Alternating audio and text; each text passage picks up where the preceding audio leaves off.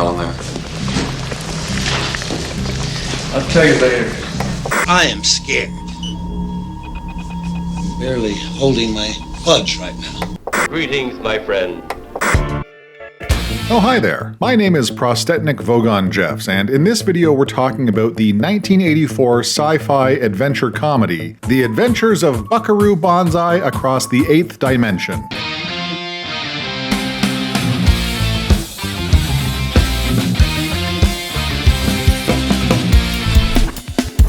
President's on line 1 calling about is everything okay with the alien spacecraft from Planet 10, or should he just go ahead and destroy Russia? Tell him yes on 1 and no on 2. Directed by Walter Richter in his directorial debut, which is going to make a whole lot of sense by the end of this, and starring, who isn't in this movie? We've got Peter Weller, John Lithgow, Ellen Barkin, Jeff Goldblum, Christopher Lloyd, Lewis Smith, Clancy Brown, Carl Lumley. We've even got appearances from Dan Hedaya, Jonathan Banks, and Yakov Smirnov. Because in Soviet Russia, movie watches you! Oh my god, is that true? No, sorry, no. I don't have time to introduce a new character. The script for this video is already way too long. I just don't have time for this. My name is Gary Galaxy, and Are you deaf? I didn't even have time to write or record anything for my doppelganger. Look, he's just standing over there, doing nothing. Completely pointless. Don't even know why I put this into the script. And that penguin is bound to show up eventually. I mean, it's just too much. It's too much. You're gonna have to wait. My name is Gary Galaxy, and No. My name is... No!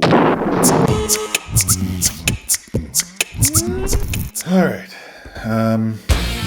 Our story begins with a lengthy text crawl. These things aren't always used to cover up incompetent storytelling, they aren't always red flags, but in this case, well, it's definitely a sign of what's to come. You see, Buckaroo Banzai, our main protagonist, was born to an American mother and a Japanese father. He's a brilliant neurosurgeon, a student of the martial arts and particle physics, and a rock star who hangs out with a group of friends called the Hong Kong Cavaliers, who are also scientists. Oh, and he has a jet car that's going to break the dimensional barrier. And aliens. There are aliens spying on him from space. Everyone good? We're all on the same page about how nuts this movie is gonna be?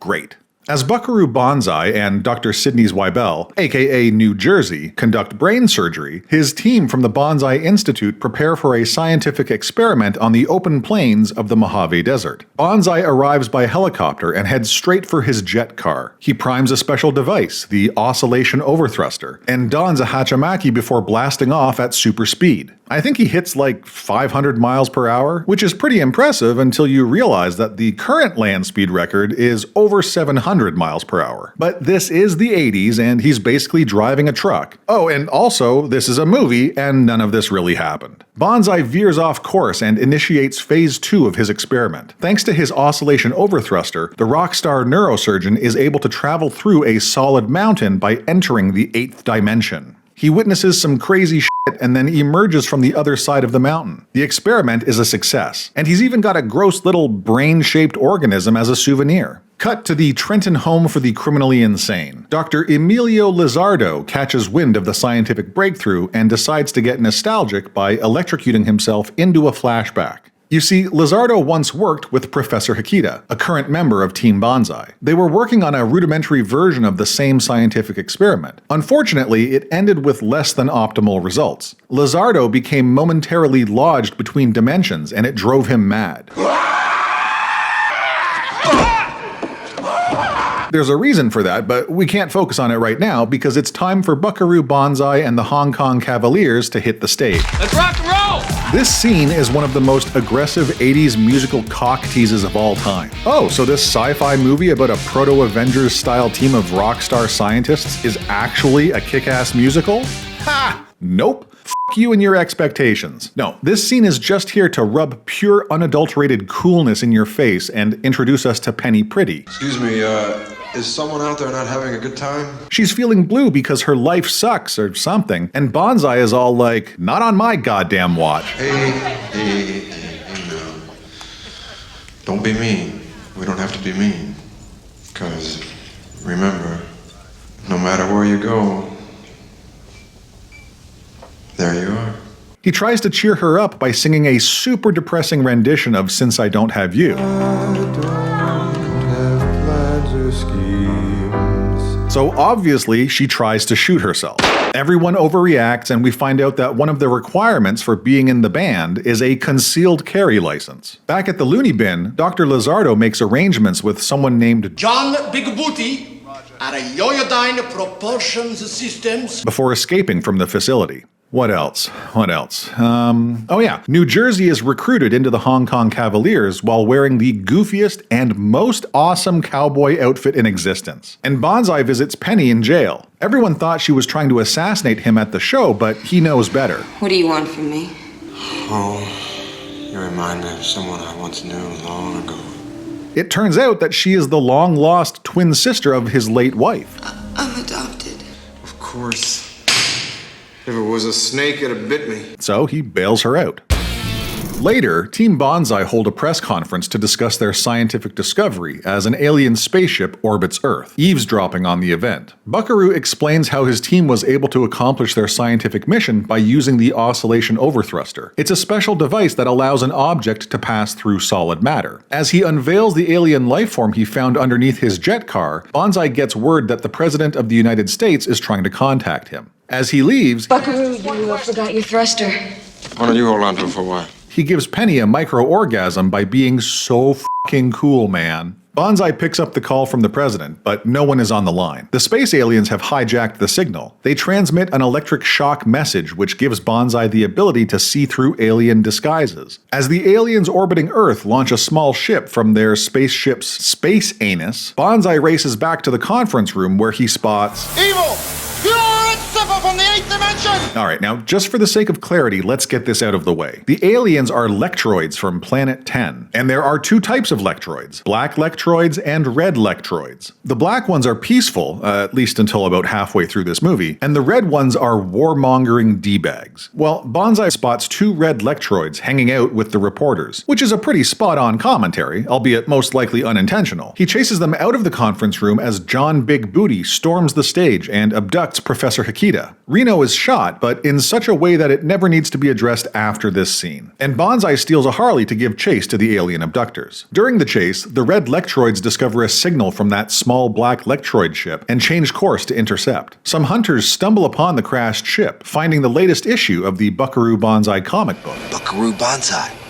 It's the latest issue. Which also happens to be the first issue, which also happens to be a Marvel comic book. Holy shit!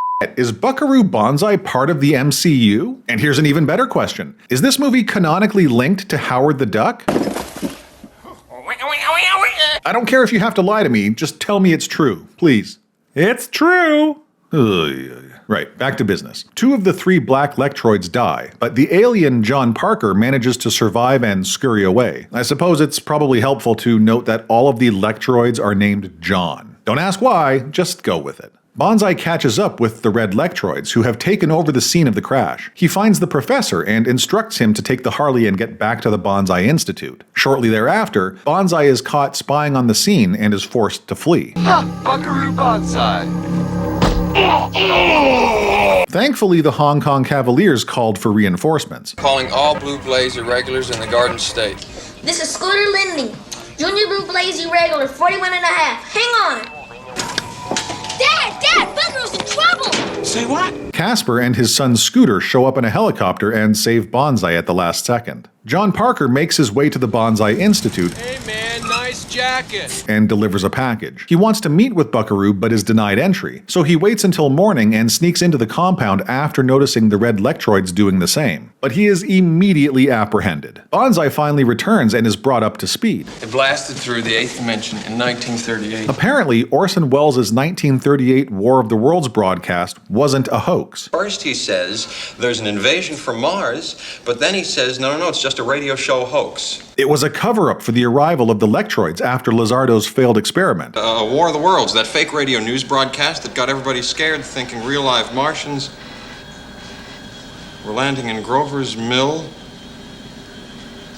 New Jersey. Which doesn't make a lick of sense. Nothing from that radio play lines up with anything that happens in this movie. None of this makes any sense whatsoever. Orson Welles. What about Yo-Yo-Dine? What about Dr. Lizardo? Well, that's what we're trying to tell you. Banzai is equally confused, so he and the Hong Kong Cavaliers wrap their faces in bubble wrap so they can watch some alien hologram message that explains the conflict between the black and red lectroids. Blah, blah, blah. It's something about the red lectroids being banished to the 8th dimension. Dr. Lizardo is inhabited by Lord John Worfen, the leader of the Reds. He's after the overthruster because he wants to use it to free the other red lectroids. The black lectroids are going to start a nuclear war on Earth if Buckaroo doesn't help stop them. We will have no choice but to disrupt worldwide electronic communications and fire a particle beam weapon from your airspace to Smolensk in the Union of the Soviet Socialist Republics. That's an action that the Kremlin will most certainly misinterpret as an American first strike. Guys, I am barely leaving anything out here. This movie throws nonsense at its audience like an enraged zoo monkey throws feces at visiting children.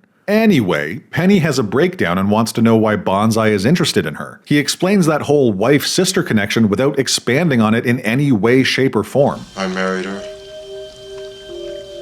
But that's over now. And she's gone, and that's about all there is really to say about that. And then the red lectroids assault the compound, set one drawer of a filing cabinet on fire, kill Rawhide, abduct Penny because they think she's a scientist, and then fly off in Casper's helicopter. Banzai briefs the president about the situation before getting a ransom call from Lizardo. May I pass along my congratulations for your great interdimensional breakthrough? I'm sure in the miserable annals of the Earth, you will be duly enshrined. Whose fellow lectroids are too stupid to realize that Penny has the overthruster in her transparent bag. Let's all go to the lobby to get ourselves a treat.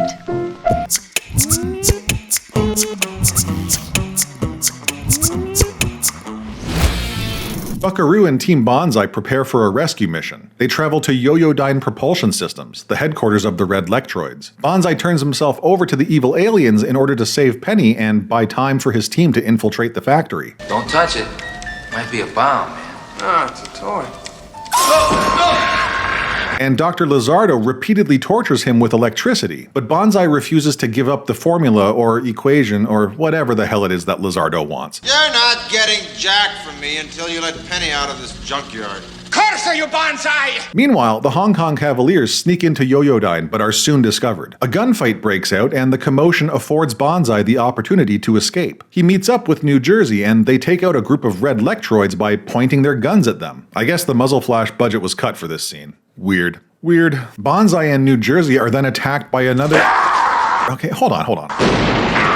Why on earth would you yell like that when you have the element of surprise? Oh, these red lectroids are dumb as shit.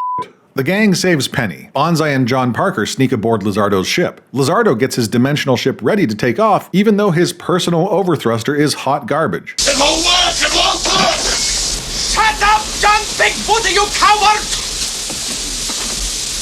Lizardo kills John Big Booty. Bigfoot,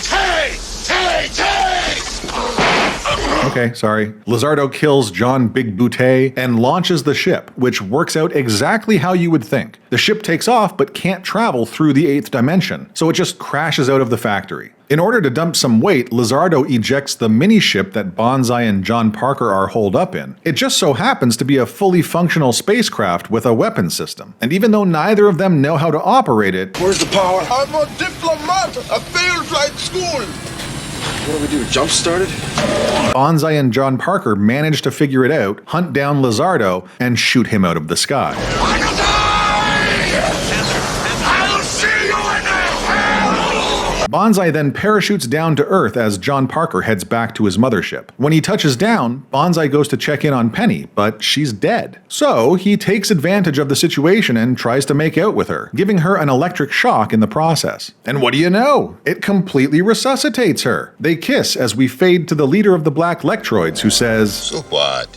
Big deal." The end. Wait, oh, hold on, what's this? A sequel? Buckaroo Banzai against the World Crime League? When is this coming out? Oh, never? Gotcha. And no, the book doesn't count.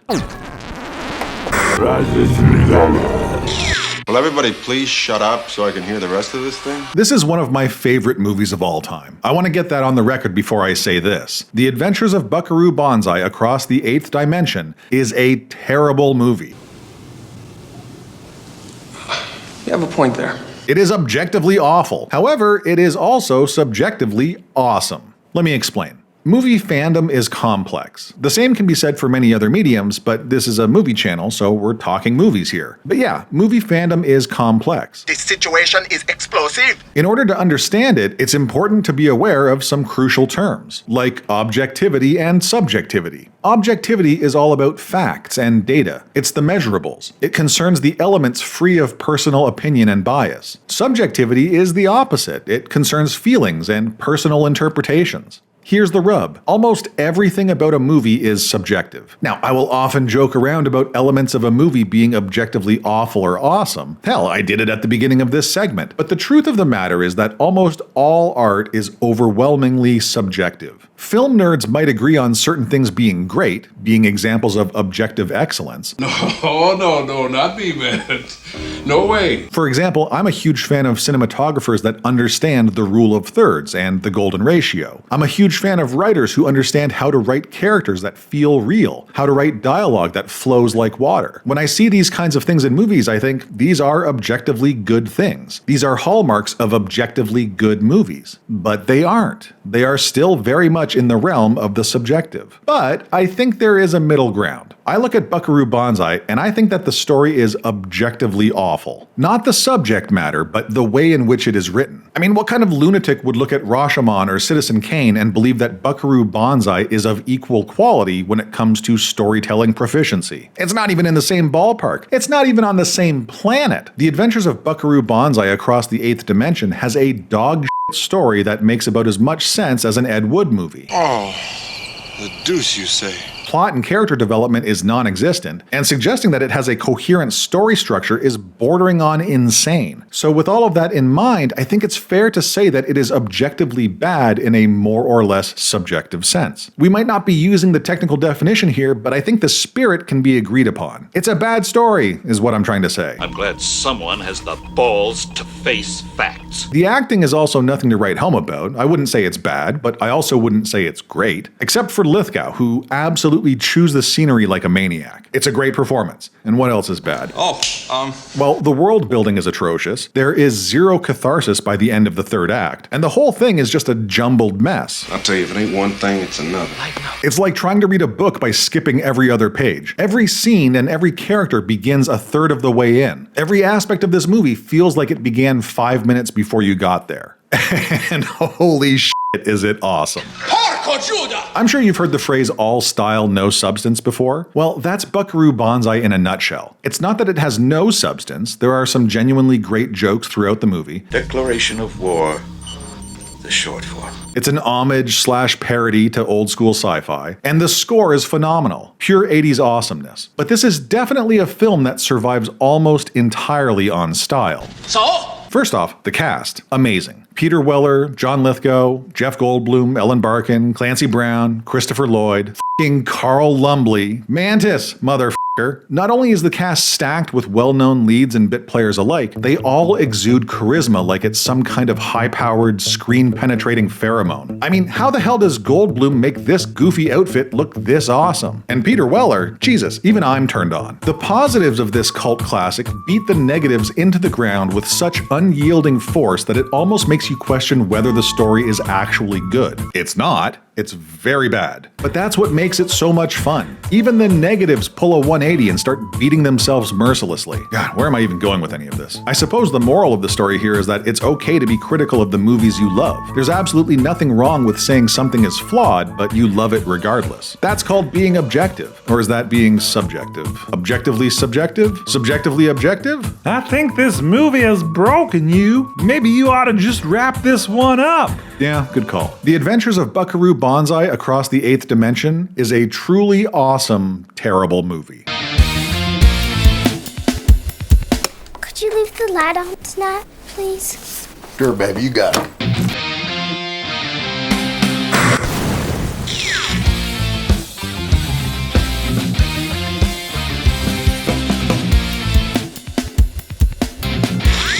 And you are John Smallberries.